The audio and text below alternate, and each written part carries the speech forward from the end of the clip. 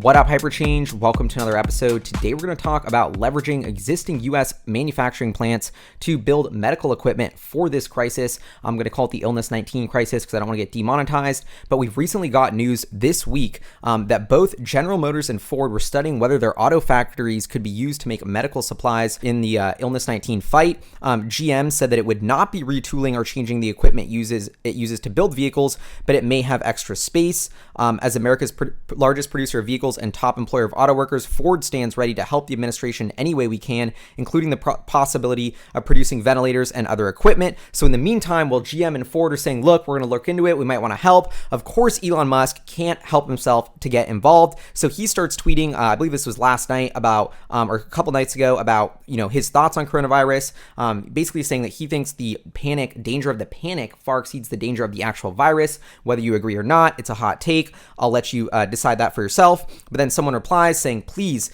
repurpose your factory to make ventilators, which are needed ASAP. I am a Tesla owner and love the company. You have to stop being an idiot about this. This is a massive disaster. Ask the doctors in the field.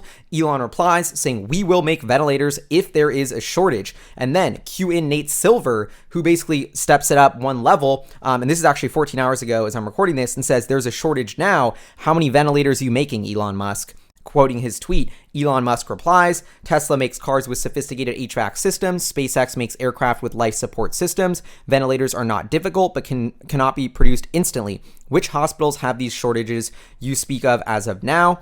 And then Nate Silver replies saying, this is great news. I don't know exactly which hospitals are most in need, but my understanding is NYC and Seattle hospitals are in acute danger. If you're a hospital with a ventilator shortage or someone in a position to compile a list, please let Elon Musk and me know here. And then Mayor Bill de Blasio, New York City, that's where I'm at right now, self-quarantining. He says, New York City is buying. Our country is facing a drastic shortage and we need ventilators ASAP. We will need thousands in this city over the next few weeks. We're getting them as fast as we can, but we could use your help. We're reaching out to you directly. Elon Musk says, sounds good. We will connect you with your team to understand potential needs. That's literally an hour ago as I'm recording this episode. So the news is hot. Wanted to cover this because I think this is a really interesting situation.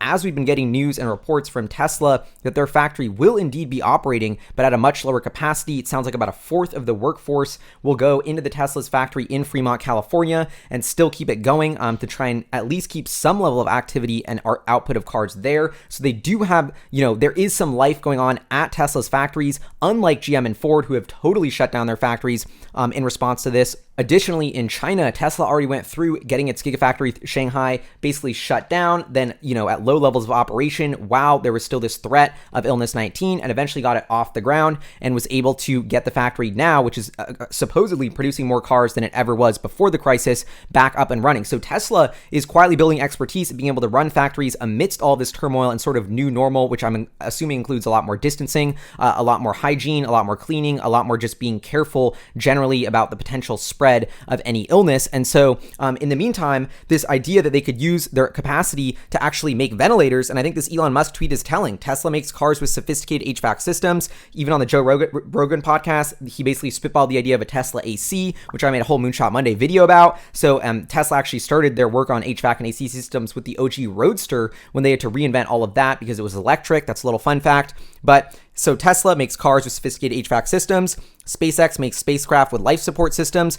So it sounds like there is already a limited amount of expertise in this industry. And I just think at a high level, like what frustrated me and why I wanted to make this episode is I was like, we need this. Like during world wars back in the day, I don't know this too well, but my understanding was that like they changed around all these different factories to make parts for the war. Everybody switched up their jobs, and they basically like reinvented the supply chain and repurposed these factories to build what they needed in a time of crisis. And I think that's a very similar thing to what we're seeing now. This whole concept of like we should have the production of critical ventilators, masks, supplies, all this medical equipment in the country domestically if a crisis like this occurs, so we can manage it better. Actually, not have to deal with these huge global supply chains of this medical equipment. And so I think this is sort of a reinvention of the entire way the supply chain works. We've gotten so globalized over the years. On the Joe Rogan podcast, there was this crazy stat that like 70% of all IV bags are made in this random building in Puerto Rico. Something happens to that building, the entire like world's, or at least US's, supply of this critical medical piece of equipment is in jeopardy because we didn't,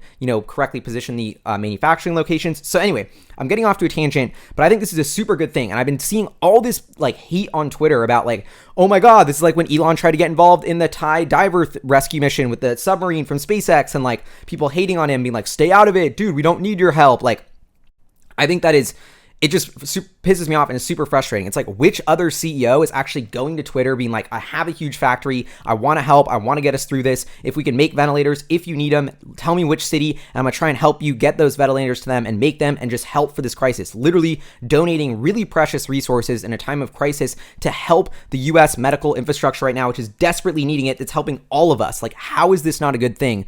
This is so frustrating to me that it's like, the Elon Musk hate is at such a high level, and it's coming back now. And it's like, just so if you were a CEO in a position with a factory who had all this expertise in related fields, and you were being called on by the mayor of New York City to help, you would step up and help too, or that you should step up and help too. And if you wouldn't, like, you suck. So I don't know. I'm just super pumped. I think this is super cool and innovative. Is this a potential business avenue for Tesla and the factory? No, I don't think so. But could this be a way to pay employees during the downtime? But maybe, and this could help them keep the factory open. But like I said in another video I've already made, Tesla, I think, is in a much better financial position than almost every other automaker with a record high amount of cash. Their business producing the most cash it's ever has been, at least prior to this crisis. So that's why we're seeing companies like GM and Ford sort of panic faster and close their factories while Tesla's keeping theirs open, because people actually want to buy Tesla's cars. And now they're actually moving way faster than Ford and GM to help step up and build this key and critically required medical equipment. So